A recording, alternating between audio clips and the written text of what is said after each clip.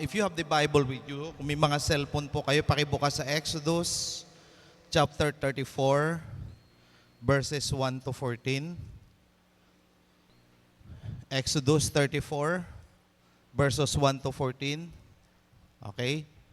Ang sabi po sa salita ng Diyos, "The Lord said to Moses, chisel out 2 stone tablets like the first one, and I will write on them the words that were on the first tablets which you broke.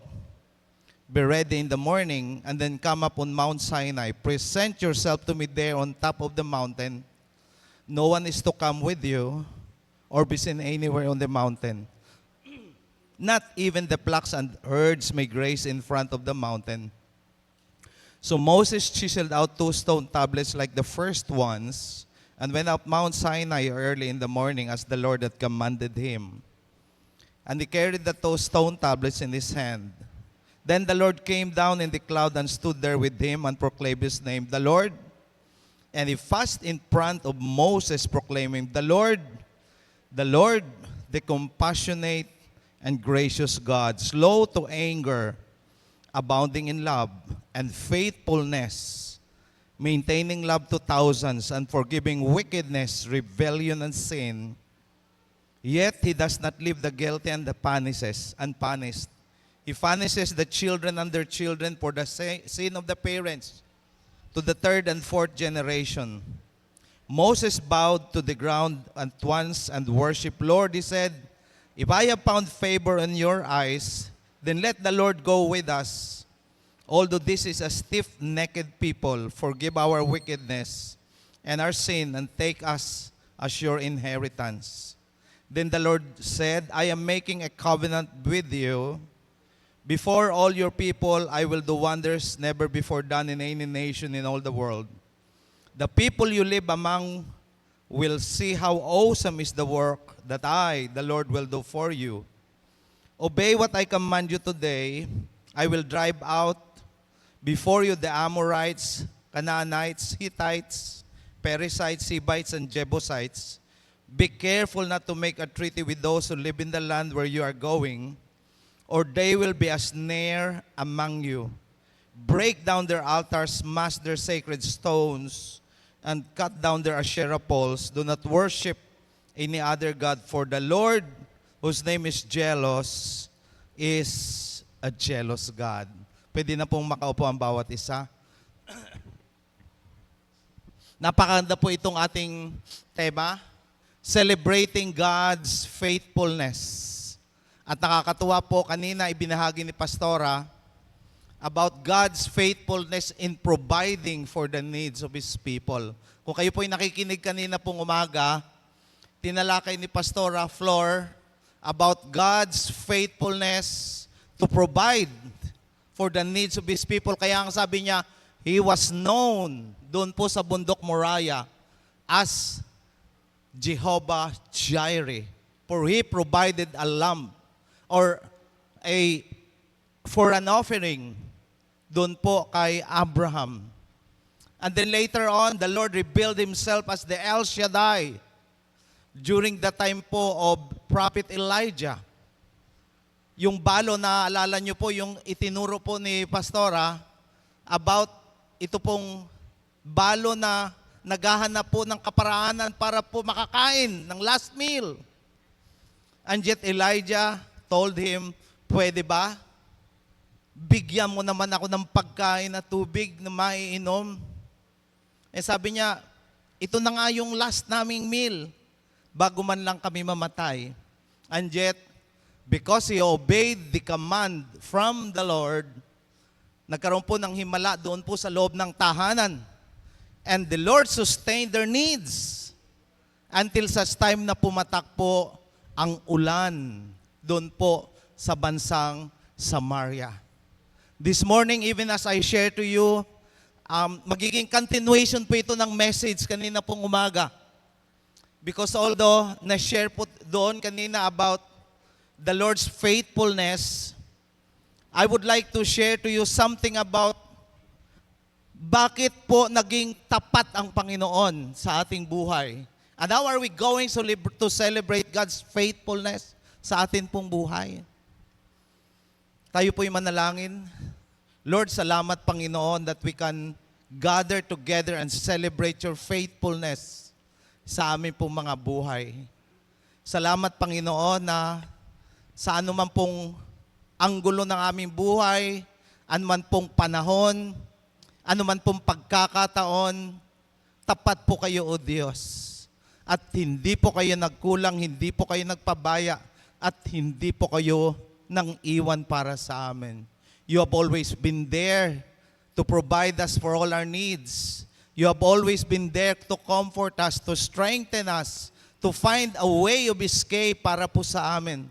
And you have always been there, Father, para kami, O Diyos, ay patuloy na lingapin at patuloy na pagpalain ng aming pong buhay. Lord, even as your words are being exposed today, Panginoon, gawin niyo po na klaro, maliwanag, na madali pong maintindihan po na iyo pong mga anak. And at the same time, maging kapangyarihan po ito sa amin pong mga buhay. At higit sa lahat, Lord, mag-glorify po kayo even as we hear your word tonight. In Jesus' name, amen. Kanina po pinaliwanag ni Pastora kung ano po yung gusto pong sabihin ng faithfulness na galing po sa Hebrew word na amen or praise the Lord. Kaya nga, dahil ang gusto pong sabihin, ang root word dito ay amen, ang dami pong gusto ang nasasaklaw po ng faithfulness na salita pong ito. It means firmness or solid. Kaya nga, si Jesus lang ang Diyos o si Jesus lang ang karapatan na tawaging the rock, di ba? Kasi pag pinag-uusapan yung solid, firm, ang pinag-uusapan po dito ay bato. Si Pedro, he is not the actual rock, sapagkat may mga times sa kanyang buhay na nag-doubt din po siya at sumuway din po siya sa kalooban po ng Panginoon. But Jesus was very obedient even up to his death. So, ito po yung gustong sabihin ng faithfulness. Matatag ang kanya pong paninindigan. Then another word is consistency. Regular or steady. Hindi nagbabago, consistent. Parang flow ng electricity na hindi po nagkakaroon ng brownout. Tuloy-tuloy ang daloy ng kuryente sapagkat consistent po ang supply ng atin pong Chelco. Then another definition is support. Pag sinabing faithfulness, we are talking about assistance or support. Ganyan po ang Panginoon. Nag-a-assist, nagsusupport sa pangangailangan ng kanyang panganak. Then another one is trustworthiness or truthful. Lagi pong totoo yung sinasabi, mapagkakatiwalaan. Then another definition would refer to loyalty or allegiance. Di ba? Pag nag-a-apply ka ng citizenship sa ibang bansa o sa Pilipinas, pinapa-take out ka ng allegiance to the Constitution and to our flag. Kasi nga, hindi pwedeng dalawa yung bansa mo, except ngayon sa atin na nire-recognize po yung dual citizenship. Pero before, kailangang isa lang talaga yung loyalty mo kasi pag panahon ng giyera, you have to choose between two sides. Saan ka ba? Filipino citizen ka o Chinese citizen ka? O di ba?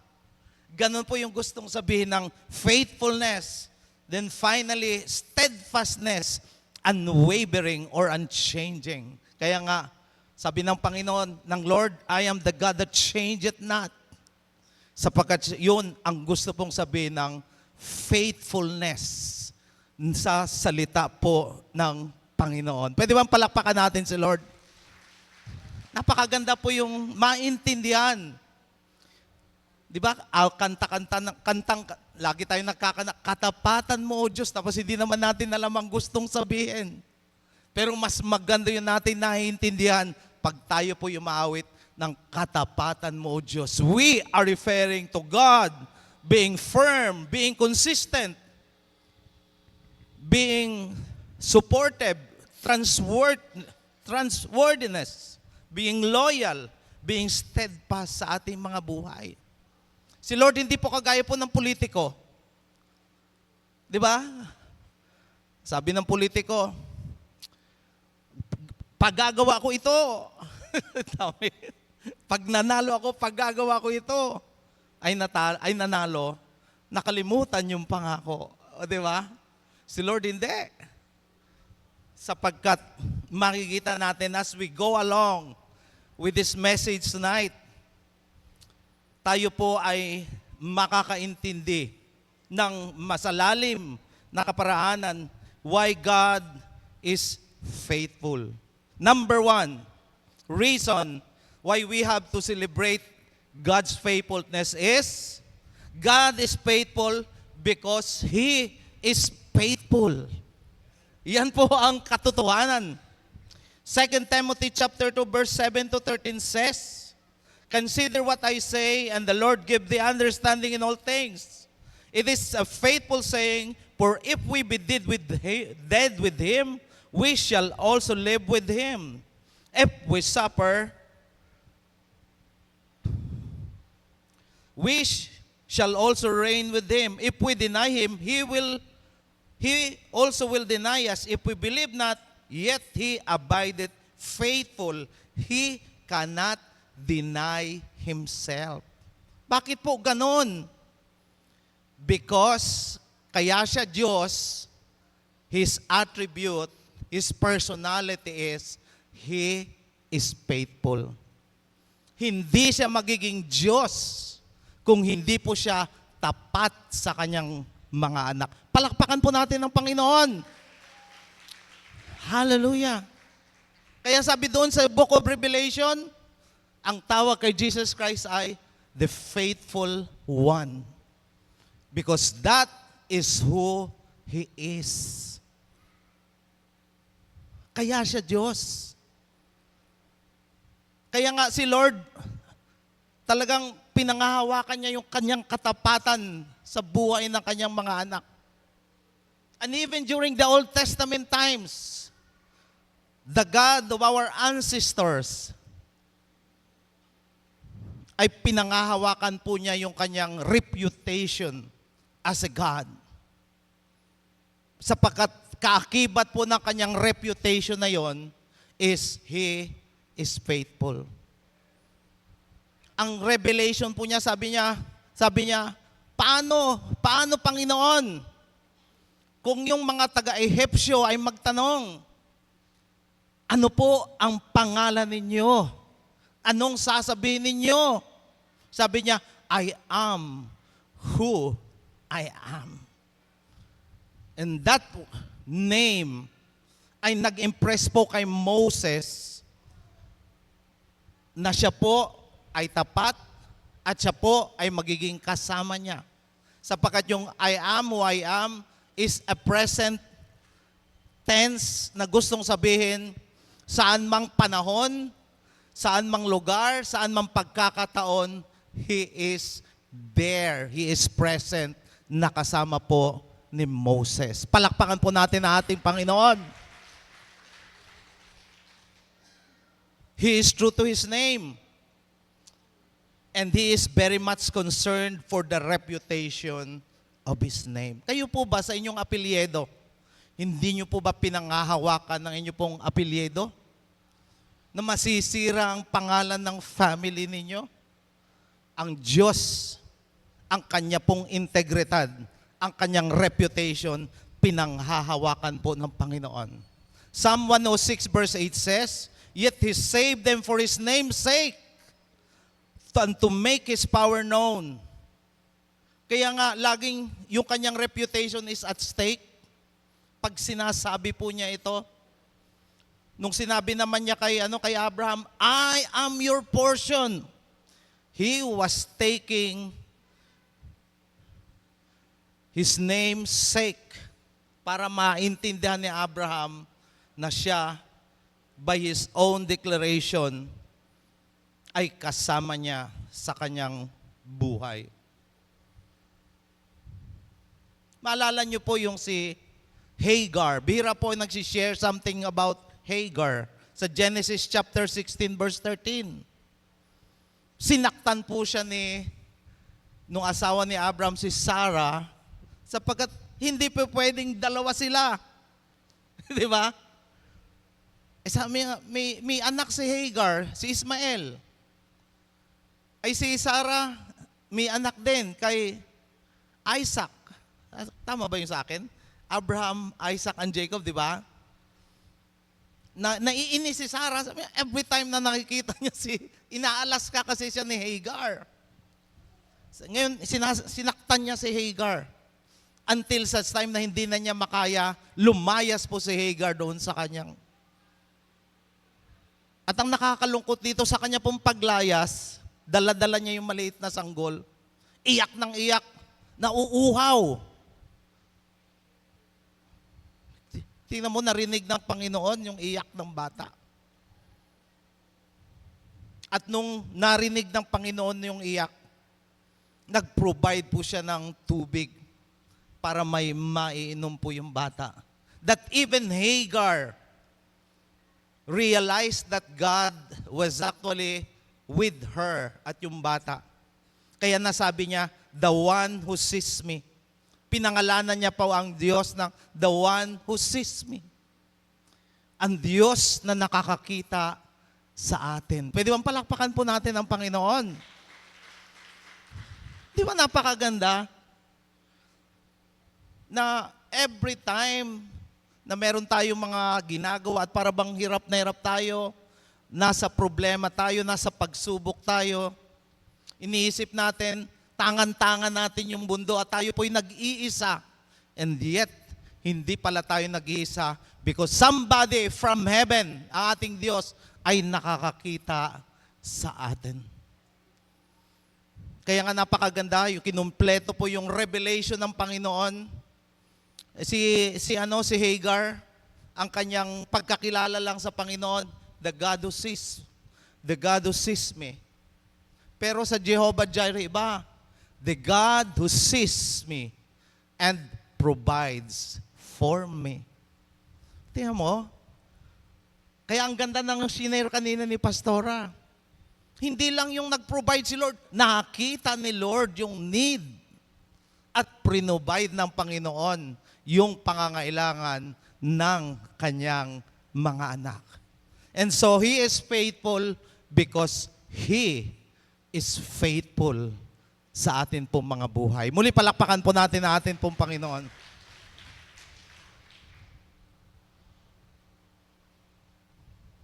Number 2, He is faithful because He is true to His word.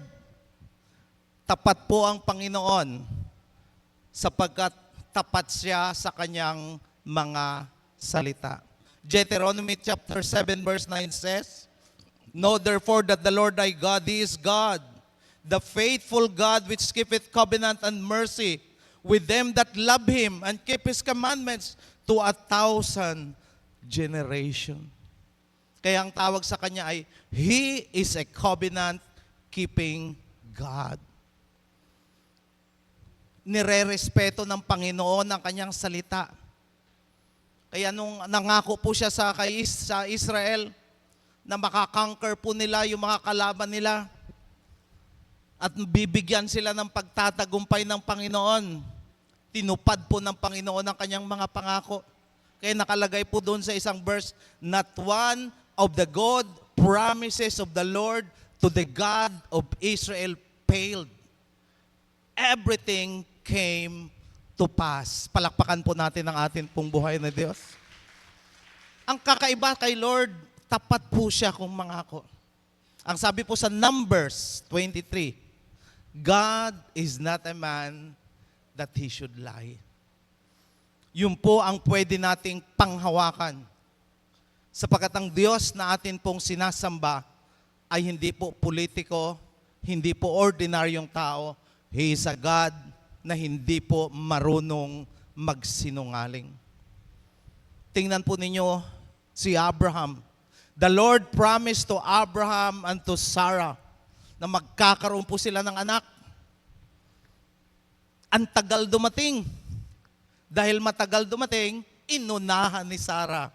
Sabi niya, yung aking katulong, pwede kang gumawa ng baby sa ating katulong. Yan nga ang problema pag inuunahan mo si Lord, nagkakaproblema ang buhay mo. Kaya nagkaproblema hanggang ngayon. Sige pa rin ang away dahil dyan sa Israel because there is Hagar na ibinigay po ni Sarah kay Abraham na akala niya hindi magkakaroon ng pagtatagumpay kasi ang tagal. And yet, sabi po sa salita ng Diyos, kung saan nag-menopause si Sarah, doon naman nagbuntis si Sarah. Palakpakan po natin ang Panginoon. Grabe, tapat si Lord. Dapat mag-antay ka lang kung ikaw ay nagpipray. Hindi pwedeng mag-pray ka ng once lang, ay parang bindu machine ka na, ilalatag ka agad sa iyo ang iyong kahilingan. Meron pong proseso na inaantay po ang Panginoon. Kaya if you are praying for a long time for something to happen, don't give up with your prayer hanggang wala pa po kayong natatanggap na kasagutan mula sa Panginoon. Amen? Ako noon, nagdi-desire din ako na, Lord, gusto ko rin mga ibang bansa. Ay pero busy. Ay dumating yung kapatid ko. Sabi niya, lalabas tayo. Abay, sabi ko, magandang news to ah. Ay sige, lalakarin ko yung aking passport sa DFA. O kita mo? Basta ikaw talaga ay nananampalataya, nananalangin. Sabi sa salita ng Diyos, don't be weary. Sapagkat doon sa tamang panahon, matatanggap mo yung iyong kahilingan sa Panginoon. Amen po ba? Pwede bang palakpakan po natin na atin pong Panginoon? May mga times, kahit na nga hindi natin naaalala yung atin pong mga panalangin, ibinibigay pa rin ng Panginoon. At na-experience ko yan. Tapos ang nakakatuwa, pag dumarating yung time ng katugunan ng Panginoon, ipinapakita talaga sa iyo yung sagot ni Lord sa panalangin mo. Ipapadaan talaga sa iyo just to remind you that He is faithful. Doon na ibigay sa iyo yung iyong kahilingan. God is a covenant-keeping God. He remembered Abraham. Tingnan mo, ang tagal nun. Ang tagal magbuntis si Sarai, pero naalala pa rin ng Panginoon. Most probably, baka nakalimutan na ni Sarah. Pero si Lord, hindi nakalimot. Then, He remembered Noah. Naalala rin niya si Noah. Then, He remembered Hannah. O di ba nananalangin si Hannah na magkaroon ng baby? Kasi kinukulit siya nung yung asawa ng kanyang, yung isa pa, asawa ni Elkanah. Sabi niya, naiinis na si Hannah kasi wala siyang baby. Pray ng pray siya, umiiyak siya. And yet, naalala ng Panginoon. So, kayo po ba, nagpipray ba kayo na magkaroon po kayo ng baby? I'm not kidding, hindi po ako nagbibiro. Sabi po sa salita ng Diyos, si Lord ang nagbubukas po ng bahay bata ng nanay. Kaya nga sabi ni Pastora kaninang umaga, during the Old Testament times, pag ikaw ay baog, hindi ka magkaroon ng baby, you are under curse. Nabalitaan ko ngayon sa news. Alam nyo ba, sabi ni Elon Musk, sabi niya, maraming bansa ang mawawala sa mapa sapagkat ang population nila nagdi-decline. Number 1, Singapore. Number 2, Japan. Number 3, China. Yay, hindi kasama ang Pilipinas. Kahit sa Europe, ayaw mag-asawa, takot sa responsibilidad, kaya yung population nila nababawasan. Pero ang India at Pilipinas, mahilig magka-baby. Kasi yun ang pangako ng Panginoon sa Israel. Na talagang dadami sila.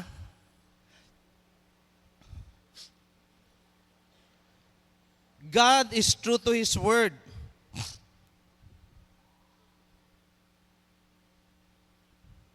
Ano po ba yung mga panalangin po ninyo, yung mga pangako na ibinigay ng Panginoon sa buhay po ninyo?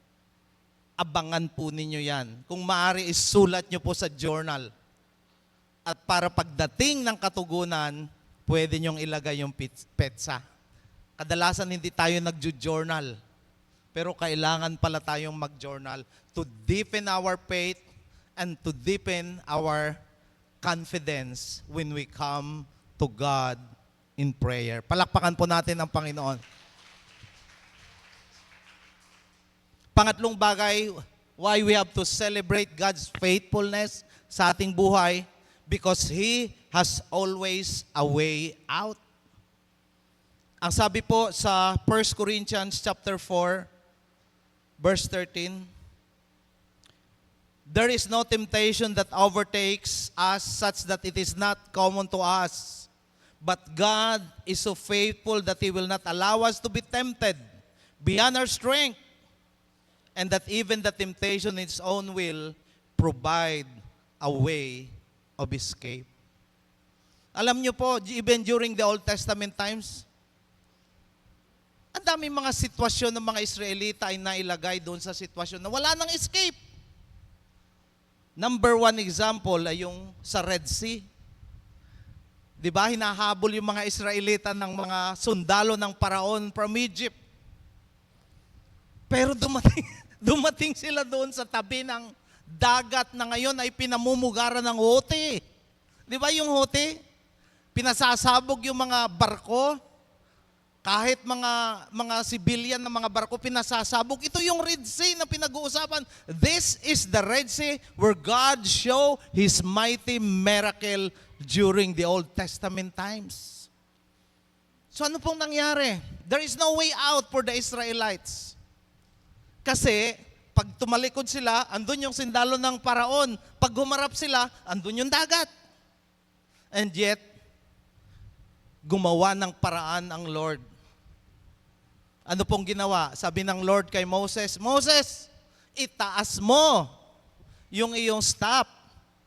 Sapagkat pag tinaas mo yan, mahahati yung tubig dagat at kayo'y makakadaan. Totoo nga.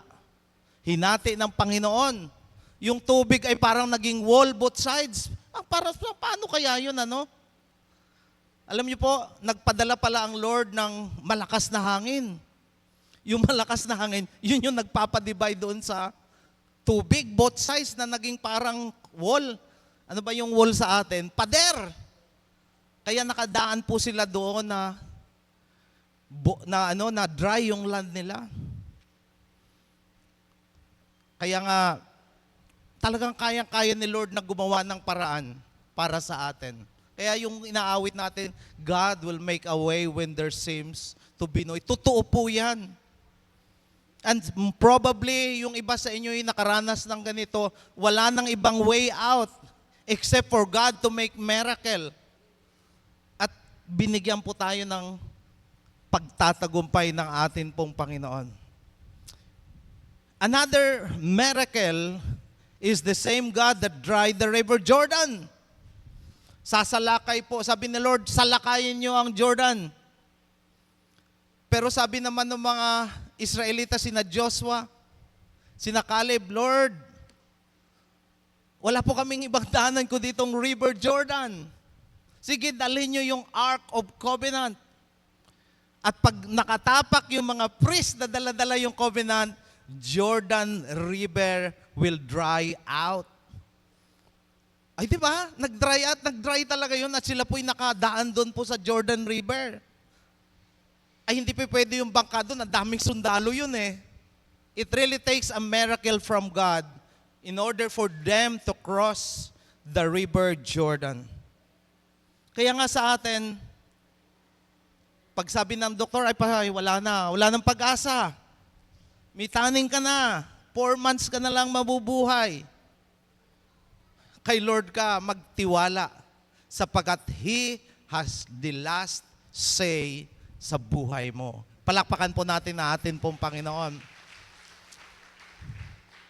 Pag sabi nung tao, sabi ni Darlene Sheik, when man says no, God says yes.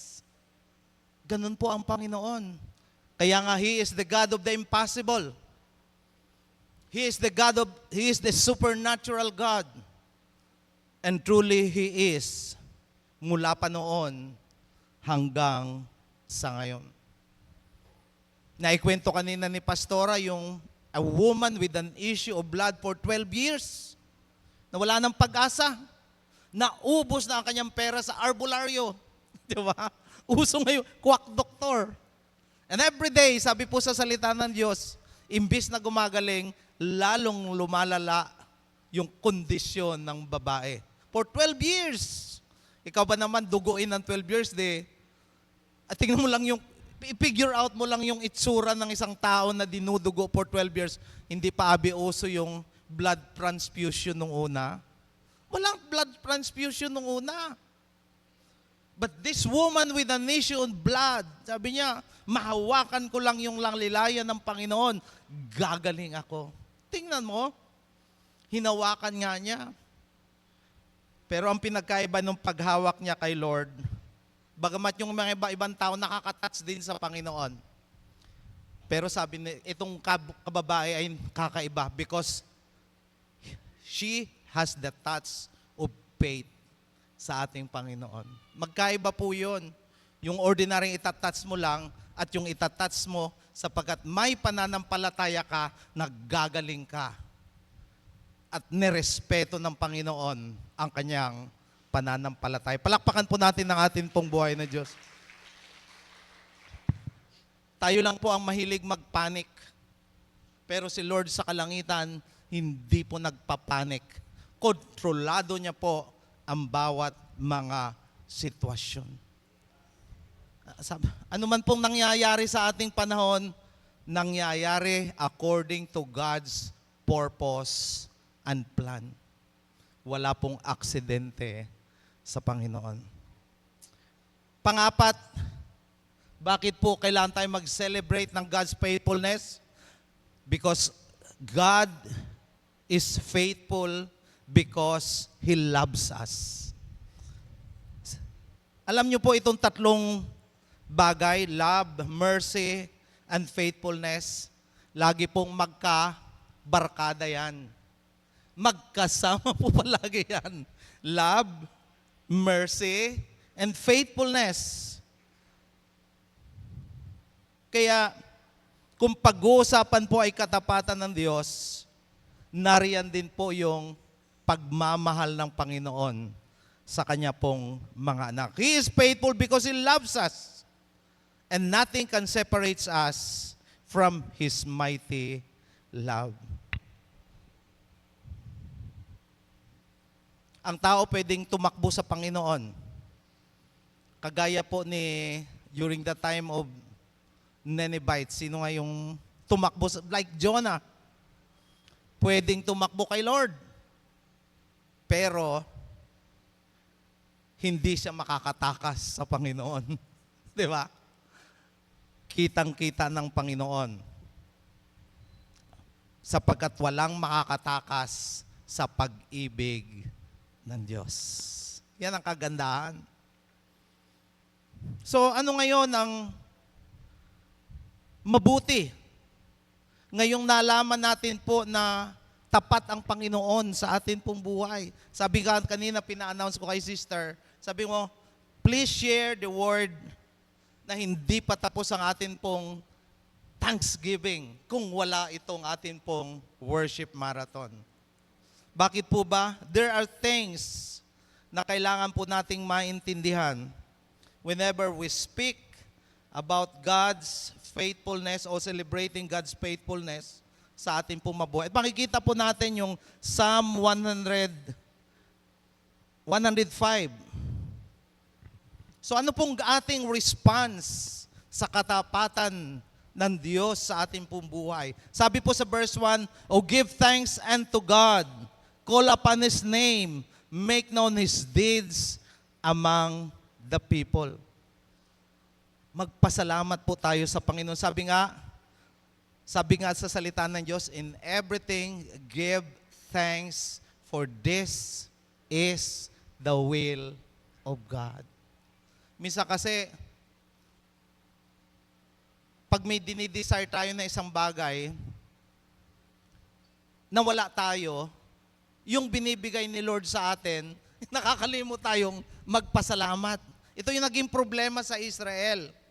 Yung binibigay ni Lord sa kanila, hindi nila nare-recognize because they are craving for something na wala sa kanila. Ay pag ganun talaga ang mangyayari, ay hindi talaga tayo makapagpapasalamat sa Panginoon. Halimbawa, binigyan ka ni Lord ng cellphone. Ang desire mo ay kotse. Ay hindi ka makakapagpasalamat kay Lord kasi iniisip mo palagi ay kotse. Di ba? Pero yung phone na binigay sa iyo ng Panginoon, andyan na, hindi mo mapapasalamatan si Lord. Kaya nga, give thanks to the Lord because this is the will of God. Pangalawa, sing praise to His name. Kaya hindi pa pwede na wala po tayong mga papuri, pasasalamat sa Panginoon, mga awit na magbibigay ng kagalakan sa puso ng Diyos. Amen po ba? Ito yung sekreto ng tagumpay ng mga Israelita when they were on the way to battle. Sabi ng Lord, sige, paunahin mo yung worship team. Pakantahin mo sila. His love endures forever. At ako ang makikipagbaka para sa kanila. Kita mo yan? Nagpuri po sila, binigyan sila ng pagtatagumpay ng Panginoon. Sabi nga doon sa book na aking nabasa, if you have been praying for something at pakiramdam mo ay wala pa yung tugon ng Panginoon, haluan mo ng awit ng pagpupuri at pagpapasalamat. At tingnan mo kung anong gagawin ni Lord sa panalangin mo sa Panginoon. Pwede bang palakpakan po natin ang atin pong buhay na Diyos? Kaya magkaakibat ito. Hindi po pwedeng walain itong ating pong pagpupuri at pagpapasalamat sa Panginoon sapagkat kalooban po ito ng Diyos. Pangatlo, testify of His wonderful deeds. Kaya tayo merong mga testimony time because it glorifies God. Dahil sa ginawa ng Lord, kaya nangyayari ito sa buhay mo. For God is good. Then, mababasa pa natin sa Psalm 105, yung rejoice in the Lord. Magalak ka. Kaya bawal ang nakasimangot talaga dito sa loob ng church sapagkat ikaw ay magpupuri sa Panginoon. Sabi sa akin ng brother-in-law ko sa galing sa US, sabi niya, pag ikaw ay waitress, hindi ka marunong umiti, at hindi ka marunong magsalita sa customer mo, out ka. Hindi ka magtatagal ng isang araw doon sa restaurant. Ganun din. Sa atin po mga anak ng Diyos, we are meeting the King of Kings and the Lord of Lords. We rejoice with a smile. Amen po ba? Pwede bang pasalamatan natin ang Panginoon? Palakpakan po natin. Isa pa, continually seek Him. Mababasa din po natin ito sa Psalm 105. This is one way of celebrating God's faithfulness sa atin pong mga buhay. To seek His face always, to pursue His presence. Sabi sa salita ng Diyos, seek His face forevermore. And at yung panghuli, remember His marvelous works that He hath done, His wonders, and the judgments of His mouth. Lagi nating alalahanin yung kahangahangang ginagawa ng Panginoon sa ating buhay. Alam niyo po ang dahilan nito? Pag naalala natin yung mga bagay na ginawa ng Lord sa ating buhay, nakaka-encounter tayo ng mga problemang ganito, masasabi natin, mas matindi nga yung aking karanasan nung nauna, and yet the Lord has delivered me from this trouble. Alam kong magtatagumpay ako kahit sa ganitong klaseng pagsubok o problemang dumating sa aking buhay. Di ba? It will deepen your faith and confidence in God because the Lord is good sa buhay mo. Palakpakan po natin na atin pong Panginoon. Kaya ginagawa po natin ito para kumplituhin yung atin pong papuri at pasasalamat sa Panginoon sapagkat dakila ang Diyos at kamangha-mangha, kanganga ang kanyang ginawa sa ating buhay. O di ba? Kanina sinabi ni Brother RJ, meron ba sa inyong na-hospital for this year? Di ba wala? Kung meron man, pinagaling kayo ng Panginoon. May pumasa sa mga examination. Ang daming mga bagay na ginawa ang Lord sa buhay ninyo. Kaya nga, walang dahilan para hindi po tayo magpuri at magpasalamat sa Panginoon. Tonight, anuman po ang inyong pong mga karanasan sa buhay niyo, anuman pong mga problema, knowing that God is faithful because He is faithful, knowing that God is true to His word, knowing that God ay totoo na nagmamahal po sa atin ng lubusan, knowing that God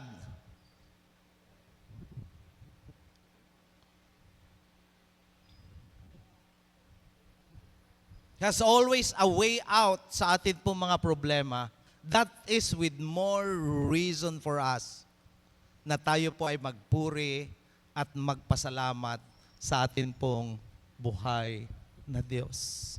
Sapagkat alam natin, sasamahan tayo ng Panginoon, bibigyan po tayo ng pagtatagumpay ng ating buhay na Diyos. Sabi po ni Haring David, He is the God of the breakthrough. Dahil wala na po siyang, hindi po sila makapenetrate doon po sa kanilang mga kalaban. Napakakapal po ng mga sundalo, and yet, the Lord gives them the breakthrough na makapasok po doon sa napakaraming mga kalaban. At nagtagumpay po sila sa kanila pong kaaway. Ang Diyos ay huwag po nating limitahan.